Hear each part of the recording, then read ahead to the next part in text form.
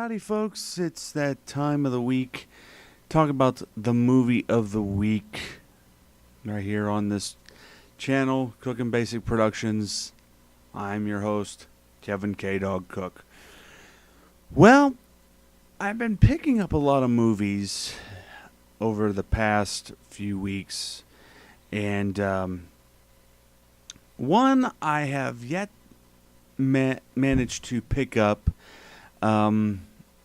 because I had just not been interested in it, and some people were telling me, I guess, that maybe you should see it. It's it's way better than what came before it. What am I talking about? The Amazing Spider-Man. Yeah, when this came out last year, I had no desire to seeing this. Primarily because I was not interested at all in the Tobey Maguire movies. I had seen the first one and thought it was okay. But as time would go on, maybe those movies are not so good after all.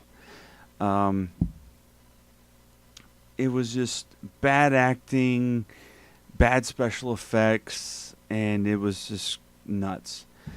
However, with The Amazing Spider-Man, they wanted to give more of a Iron Man approach, so they scrapped everything and just relaunched Spider-Man.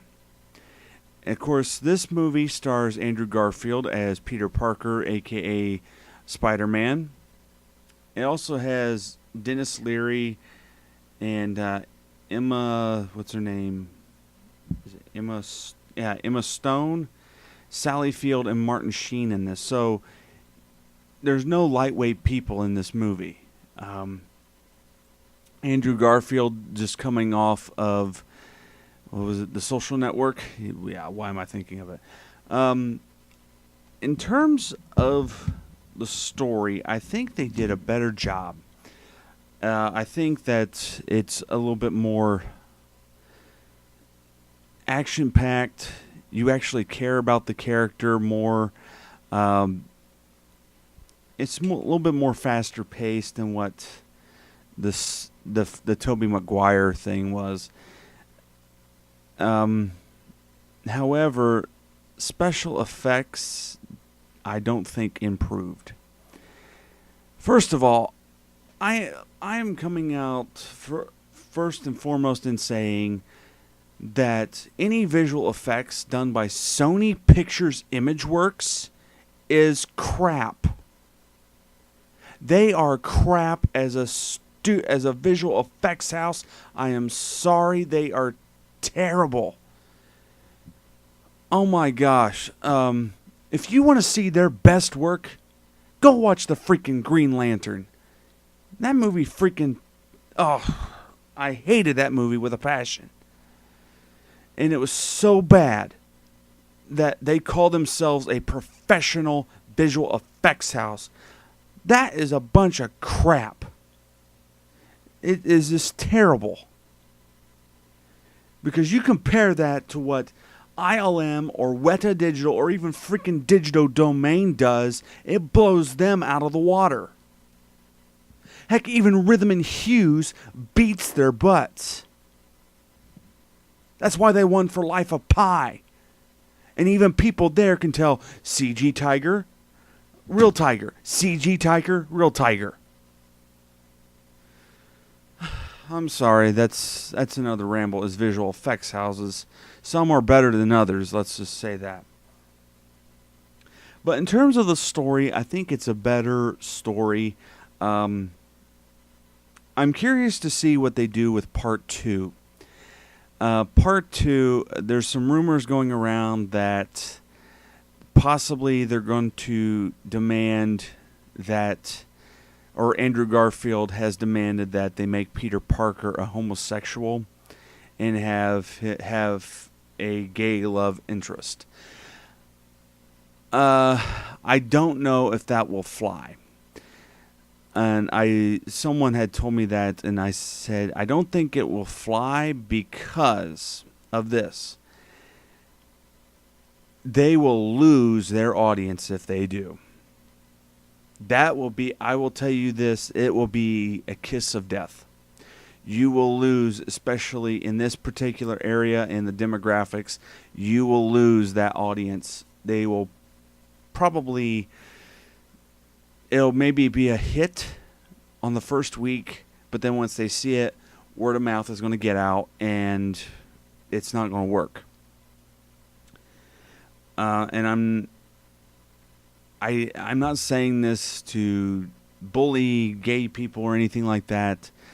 But it's not accepted. It's just not accepted with people who are in the traditional mindset, who are in the right mindset, and that's a whole nother issue. But yeah, I've been watching The Amazing Spider-Man, and I'm liking what I'm seeing, except for the visual effects elements. I like the story. I think the action is good. But special effects, Sony, learn how to do things properly. I'm sorry, but your visual effects house is not state of the art. It's not very good. Please go to school and learn how to do those freaking visual effects properly. You have freaking Ken Ralston on your employee listing as a visual effects supervisor. And so far, the best thing that's come out of you has come from him, and it's not that great.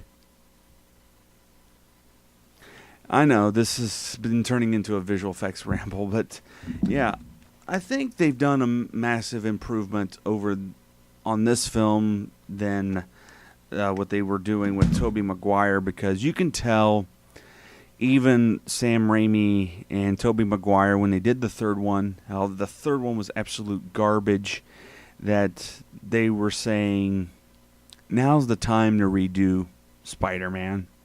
Give it a relaunch. And, hey, it was a successful movie. The Amazing Spider-Man was a successful movie. And, it's time.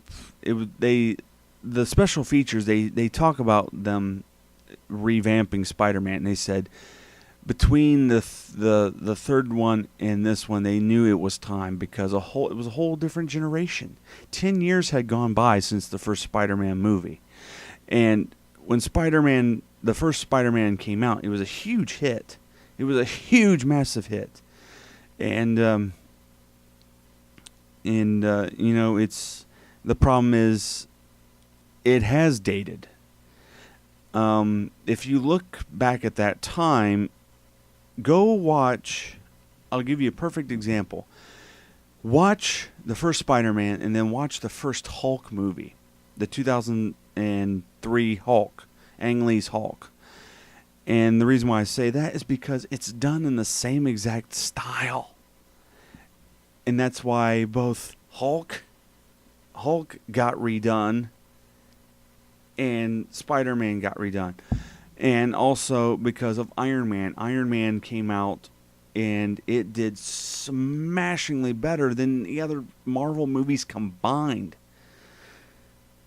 Well, I don't think it did it all combined, but you definitely still have X-Men. The X-Men movies coming out, X-Men First Class, which I'll get into in another review. Because I have a lot to say about that one. Kind of humbling.